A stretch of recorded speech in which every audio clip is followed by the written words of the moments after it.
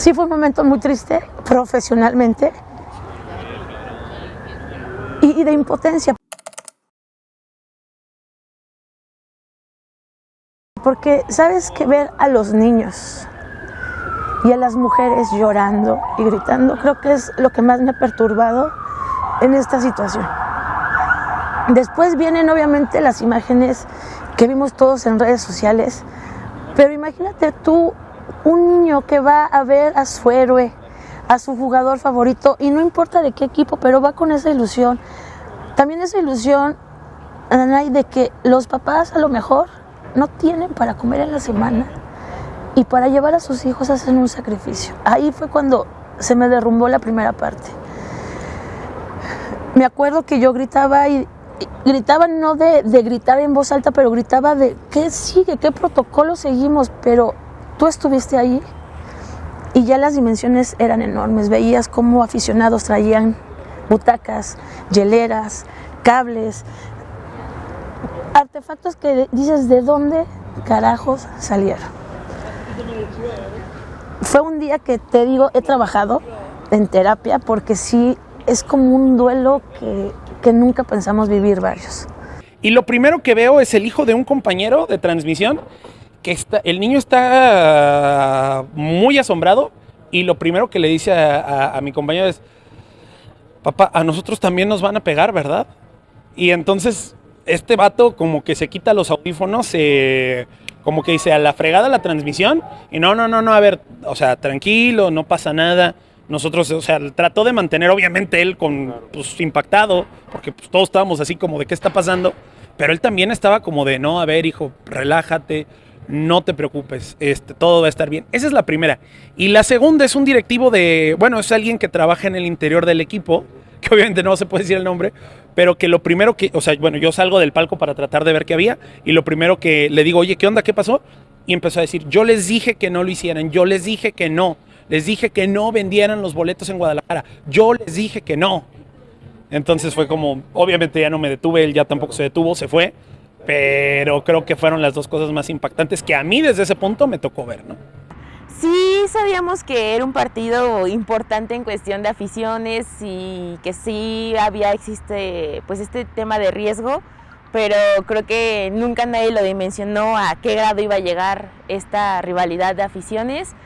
Y yo creo que fue una cosa bien impresionante porque en 3 segundos todo se descontroló. En ese momento, pues justo yo estaba con otros compañeros ahí en el palco de prensa, estábamos platicando, pues sí, como del partido. Y en eso volteamos y primero vemos que se estaban peleando en la parte donde se suele poner la porra visitante. Y fue como, ok, se están peleando. Y 2 segundos después en la porra de gallos. Y 1 segundo después vimos cómo entró un aficionado a la cancha y que fue el que provocó a la porra del Atlas. Digo ahí, porque obviamente hubo provocamientos al principio y al final de este partido. Pero sí fue como una cosa, creo que de principio, insisto, no lo dimensionábamos a qué grado iba a llegar hasta pues ya que todos vimos y conocimos lo que pasó. Fue raro porque obviamente desde el principio dices que algo no va a estar bien. Cuando pasa el tema de la, ¿cómo se llama? De la convocatoria previa a lo que va a ser el partido, pues empiezas a ver y dices, no, esto no está bien, ¿no? No puedo decir groserías, ¿no? Pero dices, este pedo no va a estar bien porque ves que va a haber mucha gente que viene de Guadalajara. Cuando estás ahí no ves que hay mucha seguridad, ves que hay demasiada gente. O sea, aparte era el primer partido desde la pandemia, o sea, desde antes de la pandemia que realmente tenía prácticamente Gallos el 100% de aforo. O sea, nunca habíamos visto un estadio tan lleno desde que terminó la pandemia. Entonces, cuando pasa eso, dices, güey, algo no está bien, ¿no? Y tengo que decirte que yo sentía algo raro, porque venía leyendo en redes sociales durante la semana, venía leyendo esos ataques ofensivos que se hacían tanto de unos como de otros. Si yo hubiera sido el árbitro no hubiera iniciado el partido porque hubo bombas de humo del lado de Cabecera Norte, del lado del visitante hubo unas como bolsas, tubos de papel que estaban en la cancha. Entonces se supone que cuando hay objetos en la cancha se tiene que parar el partido, no sucedió. Muchos recordarán que minutos después se ven pasar vallas a la cancha y te voy a ser muy honesta, ahí sí me empecé a preocupar porque es un protocolo que tú no ves y empiezas a ver todo tu ética de guiones, de protocolos. Muchas veces como sonido local les pedimos a la afición que no lancen o avienten objetos a la cancha, porque mucha gente no sabe que también eso es una multa para el equipo y se pierde un gran dinero en ese tipo de multas. Que también ese tipo de sanciones pueden llegar a que tu partido al siguiente no haya afición. Luego, cuando empieza el tema de... Obviamente, digo, no estoy justificando porque jamás creo que sea una justificación, pero cuando cae el gol de Julio Furch, creo que ahí es donde vale todo un poquito, donde se va todo al carajo y donde empezamos a ver que empieza mal. Luego, lo primero que yo veo es a Toño Rodríguez. En ese momento no estoy narrando yo, está narrando el Güero Olvera. Y veo a Toño Rodríguez, portero suplente del Querétaro, que se empieza a ir corriendo por toda la... pero sin calentar, empieza a correr por toda la zona de calentamiento y empieza a pedir como policías. Y acto seguido de Toño Rodríguez es cuando se brinca toda la banda y ya empezamos a ver ahora sí a la gente abajo, ¿no? En la cancha. Sí, incluso, como que no lo dimensionabas de principio porque, ya estaba pasando, pero creo que todos estábamos en un estado de shock de, ¿qué está pasando? Hay que dimensionar hasta dónde están llegando esta situación. Y también creo que llegó un momento en el que todos empezamos a preocuparnos y que nos cayó un poquito el 20 cuando nos empezaron a llamar. Nos empezó a llamar familia, nos empezó a llamar amigos, nos empezaron a llamar colegas, nuestros propios jefes del medio, de oye, a ver, ¿qué te pasó? Oye, ¿estás bien? Oye, ¿a ti no te tocó? Y que incluso, como que querías decirle, oye, ¿sabes qué? Es que ahorita no puedo contestarte, o oye, es que ahorita estoy trabajando, oye, estoy haciendo esto, pero colgabas y ya te entraba otra llamada, colgabas y te entraba otra llamada. Entonces, no sé exactamente ahí, o en ese momento no sabíamos qué estaba pasando a través de la televisión, que todo el mundo estaba muy preocupado por nosotros, digo, no solamente por mí, sino por todos mis compañeros, porque a todos nos entraron llamadas desesperadas de, oye, ¿estás bien? Que sí, la verdad es que yo sí confieso totalmente que sí tuve miedo de lo que estaba pasando. Iniciando el segundo, lo voy a confesar porque pasó. Mi compañero de voz masculina en ese entonces me dijo, Nancy, me tengo que retirar por una cuestión personal. Y le dije, adelante, nos quedamos solos, se le avisó al comisario, se avisó a las autoridades que mi compañero de voz se retiraba y se va él, obviamente, cuando termine el primer tiempo.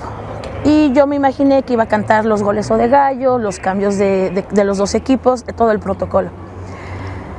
Pasan unos minutos y alcanzo a detectar que las autoridades empiezan a sonar en sus radios los tipos de alertas que hay en el estadio, que es la blanca, la amarilla, la roja o la negra. Bendito Dios, no hubo negra, que eso ya después lo comentaremos en su caso, en su momento. Pero ahí es cuando empiezas a ver cómo aficionados empiezan a correr dentro del área del estadio. Y sí era preocupante, era muy preocupante.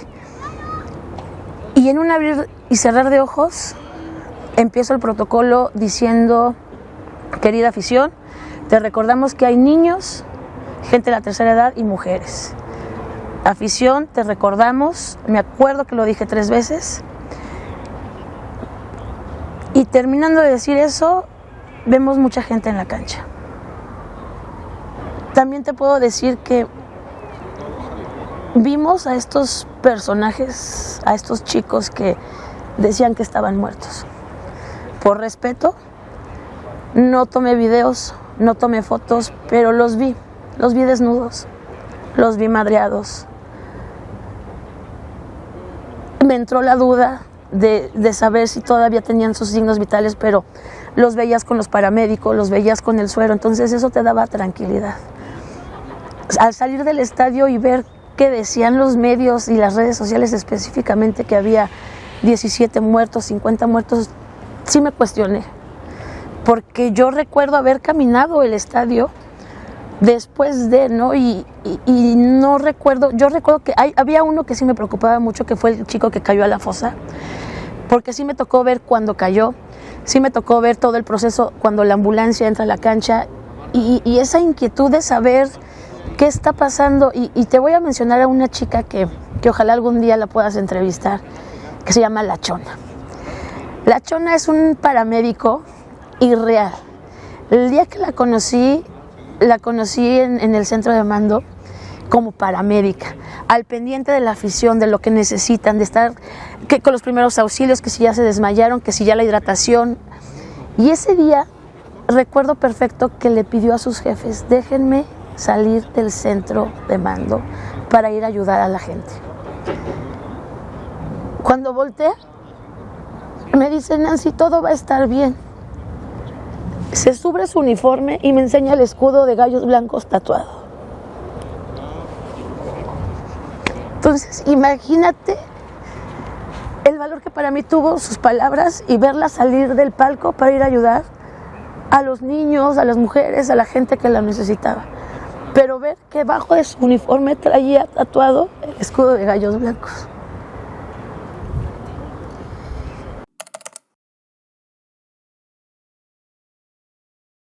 Entonces, yo creo que ahí sí la serie de eventos desafortunados, pero la serie de emisiones por parte de quien es responsable de que un espectáculo funcione adecuadamente.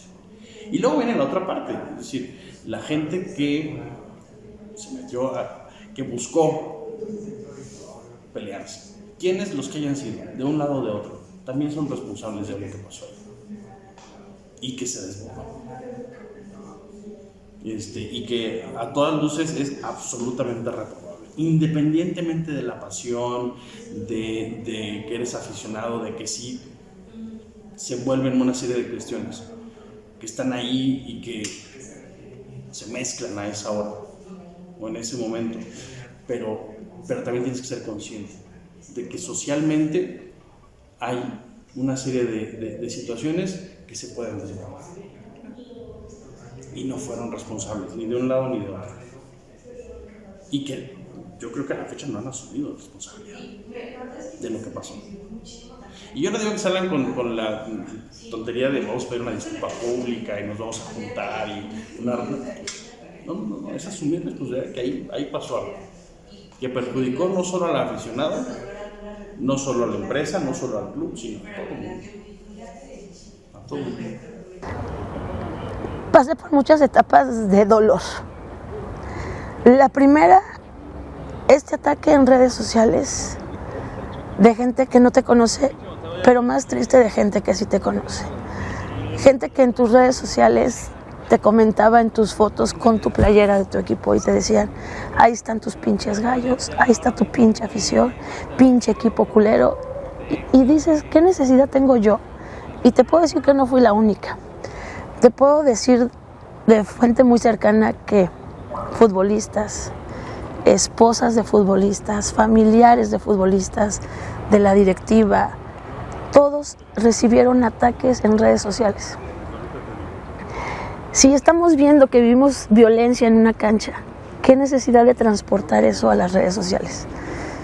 Sí estuve una semana sin redes sociales porque emocionalmente me daba mucha tristeza leerlo. Mira, de los hates te lo esperas, pero de leerlo de gente que sí conoces con cara, con cuerpo, que a lo mejor te lo encuentras en los tacos o en un estadio o en un concierto, sí me dolió muchísimo, me afectó. Y luego, recuerdo ese día, cuando ya me dijeron que podía salir de la zona donde es mi zona de trabajo, llegué al vestidor. Y ver a las familias de los jugadores abrazando a sus jugadores, a sus esposos, a sus novios, a sus hijos, en un llanto es un llanto inexplicable. Todos abrazándose, todos, pasaba quien fuera, te lo juro, de medios, de afición, a todo el mundo abrazaban. Recuerdo mucho a Ariel Nahuelpan, que ese día estaba en palcos, no estaba todavía como oficial, regalando abrazos. No sabes, cuando él me abraza, ya me desplomé ahí.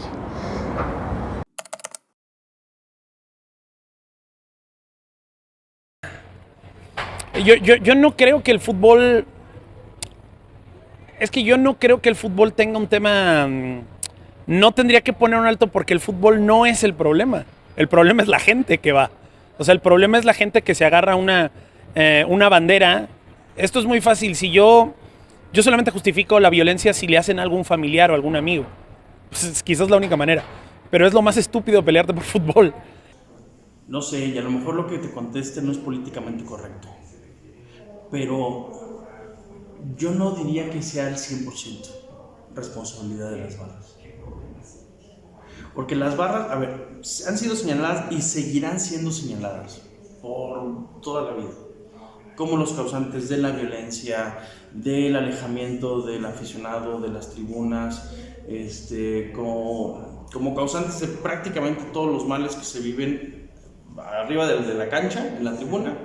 Inmediatamente se van las barras, pero yo no creo que sean las únicas responsables, ni creo que sean al 100% responsables de lo que sucede, ni de la violencia que hay, y que habrá en las tribunas. Yo no creo que sean las únicas. Y no por defender a las agrupaciones, porque si no son esas, serán otras. A ver, antes de que existieran las barras, aquí en México, había grupos de animación que se llamaban así, o porras, pero eran exactamente, a ver, no exactamente los mismos, con las mismas características, esto tiene otra característica, pero tenían también la función de agrupar aficionados para seguir a los clubes en distintas plazas y cuando jugaban de local.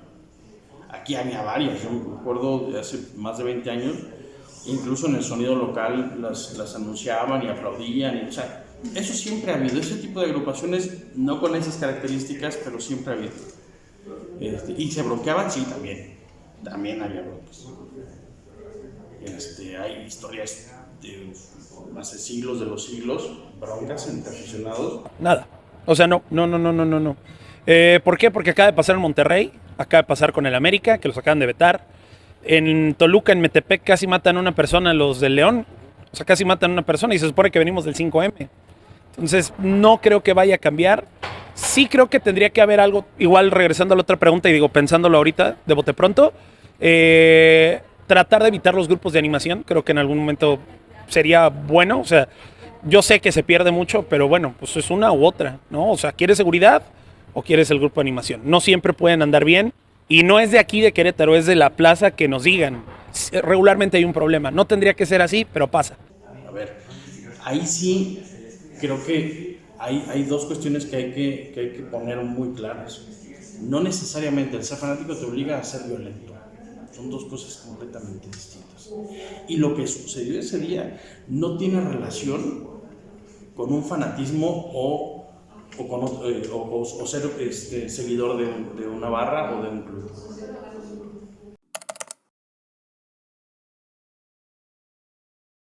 Yo espero y tengo mucha fe que vamos a ir al estadio, que vamos a disfrutar. Por favor, disfrutemos. Se generan muchos empleos en todos los rubros. Disfrutemos que nuestros niños sigan viendo a sus héroes en la cancha.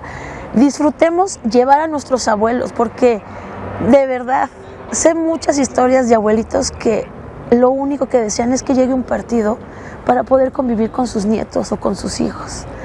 Son tantas historias que se generan en un estadio y tengo mucha fe y estoy muy segura que lo vamos a lograr. Ha sido un trabajo difícil, sí, pero yo sé que te voy a ver en el estadio disfrutando.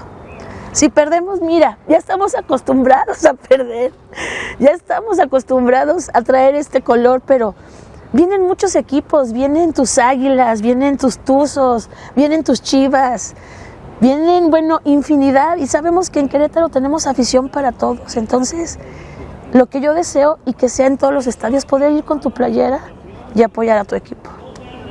Que no se nos olvide que los que se tienen que partir la madre son los jugadores en la cancha y jugando. Entonces, son temas que tenemos que analizar como sociedad, y yo sí quiero que mi Estadio Corregidora tenga afición, y sí quiero que mis Gallos Blancos algún día, no sé si en ese entonces yo tenga 80 años, tenga la chichi hasta acá, pero quiero que sean campeones. Cuando estaban poniendo las letras estas que dicen ahora tolerancia alrededor del estadio, y como parte de la campaña pues que va a empezar a desarrollarse en estas semanas para el regreso ahora el próximo mes. Todas esas campañas funcionarán, sí, parcialmente, porque en realidad es una cuestión que tiene que integrar también otra serie de cuestiones a nivel social fuera del estadio. O sea, el problema o los problemas no son exclusivamente ahí. Las violencias no son exclusivamente ahí. Ahí se desbordan, ahí se visibilizan, sí, porque estamos encerrados en un espacio en el cual pues, nos vemos y somos absolutamente heterogéneos, y estamos todos. Y entonces, quizá dentro de, sí va a haber muchos más controles, muchos más. Yo quiero ver ahora el 19 de marzo que regresemos, va a ser como entrar a un aeropuerto, seguramente. ¿Ayudará? Probablemente sí. Pero hay que verlo desde una perspectiva mucho más integral, adentro del estadio y afuera del estadio. ¿Funcionará? Probablemente sí, pero no es el único factor. Pues sí, justo nosotros como prensa, ahorita ya sí lo tienen un poquito más controlado, pero en ese momento, pues sí llegabas, obviamente te revisaban, a veces era como, ok, enséñame tu bolsa. A mí en ocasiones me llegó a tocar, súper absurdo, de verdad, esto nunca, hasta el día de hoy nunca lo voy a entender, me llegaron a quitar plumas. Se supone que tú como periodista vas y vas a hacer tu chamba y haces anotaciones o hasta para incluso tus previas, ¿no? Que vas a hacer y ok, voy a anotar este dato, voy a anotar el cambio que se hizo en tal minuto, lo que sea, pero pues justo creo que parte básica de un periodista es llevar tu pluma, tu libreta y ya, ¿no? Y no, ahí me las quitaron, entonces eso a mí se me hizo como también súper extraño de por qué si a uno le quitan como prensa, que tienen todo tu registro, tienen tu INE, ya te conoce también las personas de prensa del equipo, tienen prácticamente todos tus datos y se ponen pues muy estrictos contigo y como otras personas aficionados pudieron entrar con mil y un cosas que, pues como ya lo mencionábamos, ¿no? Al final del día no tendrían por qué estar ahí. Digo, obviamente hubo cosas, por ejemplo, las butacas que las arrancaron y ahí ya estaban los fierros, sí, pero había otras cosas que no te explicas cómo es que lograron ingresar. Ya no, o yo al menos yo ya no me atrevería a ir a un partido fuera de aquí de Querétaro o de cualquier otro estado con mi playera si sé que voy de visitante. ¿Por qué? Porque la gente se lo puede tomar muy personal, lo que les decía hace rato, ¿no? Al final creo que ellos lo toman como si fueran los propios jugadores y a los jugadores ni les viene ni les va lo que hagamos nosotros como aficionados. Y también como periodista, ¿no? O hasta el simple hecho, por ejemplo, de decir cómo es que yo soy de Querétaro, seas aficionado o no, creo que eso ya también lo tienen súper marcado. Y en cualquier lado, ya no solamente digo de México, como fue noticia internacional, también vas a otros países y también ya tienen automáticamente la etiqueta de ustedes son asesinos, ustedes son golpeadores, son lo peor del fútbol y la realidad es que hay muchísimas cosas bonitas del deporte y del fútbol, pero creo que esto que pasó el 5 de marzo sí fue un antes y un después para todos los aficionados del deporte. Pues no se peleen en el fútbol, está muy estúpido, francamente. Los jugadores ni te conocen, no les interesa, siguen comiendo, siguen ganando un chorro de lana. Tú estás metido en el bote, a lo mejor ya no perdiste un miembro por culpa de una riña o algo pasó, entonces no le muevas, no hay necesidad. Y próximamente tenemos una prueba de fuego.